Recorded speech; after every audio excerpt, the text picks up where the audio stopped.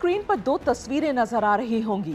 पहली तस्वीर बंगाल के सत्ताधारी पार्टी टीएमसी के राज्यसभा सांसद डेरेक ओब्रायन के इंस्टाग्राम की है, जहां वो संडे को लंच में अपने कोलकाता वाले घर में दाल, चावल, पालक का साग और मछली खा रहे हैं और पूछ भी रहे हैं कि संडे के लंच में आप क्या खा रहे हैं। और ये दूसरी तस्वीर, ये दूसरी वीडियो उनके उसी सवाल का जवाब है, जहां हजारों लोग बिना किसी प्राकृतिक आपदा के, बिना किसी बाढ़, भूकंप, सुनामी या आगजनी के राहत शिविरों में हैं और कुछ भी खाने को मजबूर हैं।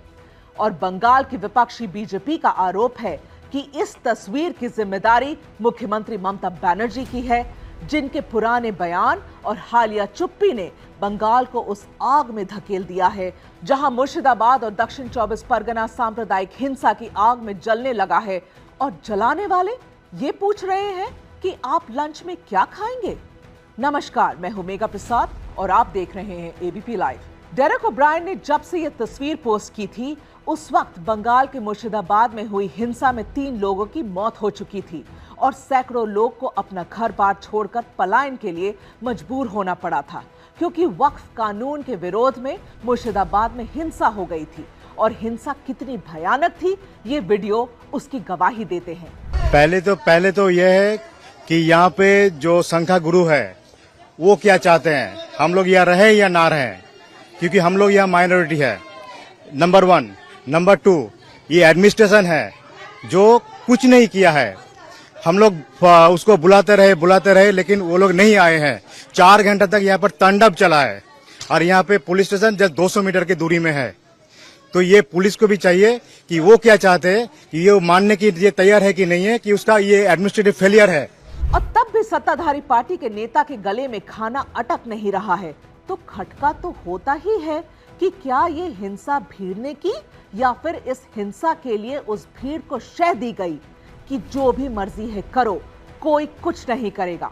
ममता बनर्जी का विधानसभा में दिया गया ये बयान सवाल तो खड़े करता ही है, जिसे बीजेपी नेता अमित मालवीय ने ट्वीट किया है।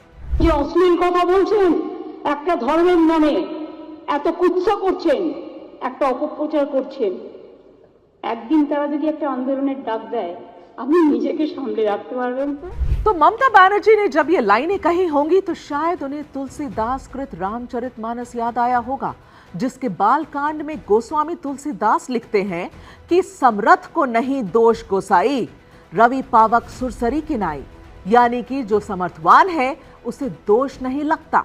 अब ममता बंगाल में तो समर्थवान है ही, वही सत्ता है, वही शक्ति है, तो उनसे सवाल कौन पूछेगा, क्योंकि जो पूछेगा उसे खामियाजा तो भुगतना ही पड़ेगा।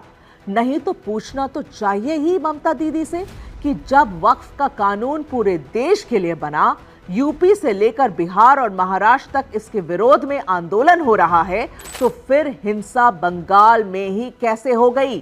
पूछना तो चाहिए ही बंगाल की सरकार से कि जो 3 लोग मुर्शिदाबाद में मारे गए, क्या उन्होंने वक्फ की किसी संपत्ति पर कब्जा जमा रखा था या फिर वो लोग वक्फ की जमीन पर कब्जा करने वालों का विरोध कर रहे थे। पूछा तो जाना ही चाहिए ममता से कि जब इन हिंदुओं के घर पर हमला हो रहा था तो बंगाल की पुलिस उन्हें बचाने के लिए क्यों नहीं पहुंची। और पूछा तो यह भी जाना चाहिए कि जब वक्फ का कानून पूरे देश में है, जब पूरे देश के गैर बीजेपी शासित राज्य ही इस कानून के खिलाफ हैं, तो फिर हिंसा बंगाल में ही क्यों हो रही है। सर, हमारा तो पूरा एकदम डैमेज कर दिया है, हमारा तो कुछ भी नहीं है।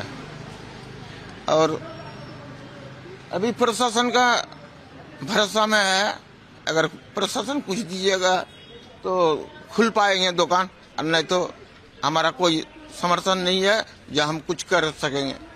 हम लोन लेके पूरा ये दुकान किया था।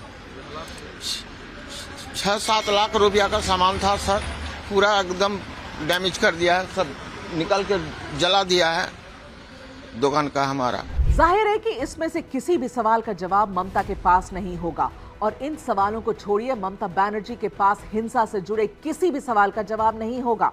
करीब 14 साल के शासन में पश्चिम बंगाल में जितनी राजनीतिक हत्याएं हुई हैं, उतनी ही सांप्रदायिक घटनाएं भी हुई हैं, और इनमें से हर घटना पर बीजेपी ने ममता बनर्जी पर सवाल उठाए हैं, लेकिन संतोषजनक जवाब किसी का भी नहीं मिल पाया।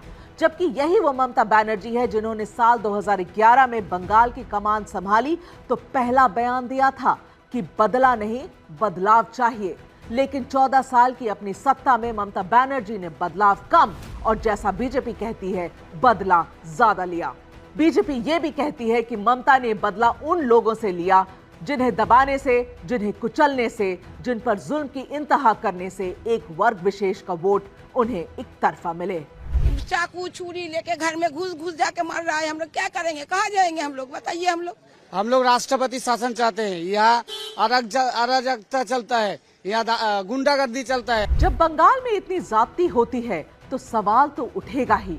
सवाल बीजेपी भी उठाएगी और पूछेगी तो जरूर कि आखिर ममता बनर्जी ने पुलिस को ऐसा कौन सा आदेश दे रखा है कि दंगाई लोगों को घरों से खींच ले जाते हैं और उन पर एक्शन तब होता है जब हाईकोर्ट के दखल के बाद केंद्रीय बलों की तैनाती होती है।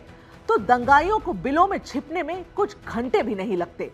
ये शर्म का बात है, मुर्शिदाबाद का हिंदू लोग घर बार छोड़ के अपने प्राण को बचाने के लिए मालदा जा रहा है। छी ममता छी, सेम ममता सेम। पश्चिमी बंगाल में मुर्शिदाबाद 3 हिंदुओं की निर्मम हत्या हुई, उनके घरों से खींच करके उनकी हत्या हुई। और ये सब कौन है? ये सभी वही दलित हैं, वही वंचित हैं, वही गरीब हिंदू। वही ममता के मंत्री कहते हैं कि ये सरकार को बदनाम करने की साजिश है। बीजेपी के लोग अंदर घुसे हुए हो, ये गवर्नमेंट को बदनाम करने के लिए काम कर रहे हैं। उसके लिए हमारी सरकार थोड़ी जिम्मेदार होगी। चलिए 1 मिनट के लिए मंत्री जी की बात मान लेते हैं कि ये हिंसा सरकार को बदनाम करने की साजिश है। तो आपकी सरकार ने इस साजिश को नाकाम क्यों नहीं किया? अगर ये साजिश थी तो आपकी इंटेलिजेंस क्या कर रही थी? और अगर ये साजिश थी तो इसमें राज्य की सहमति नहीं थी तो फिर केंद्रीय बलों की तैनाती के घंटे भर के अंदर ये दंगाई दुबक क्यों गए? इन सवालों का जवाब सरकार को देने हैं।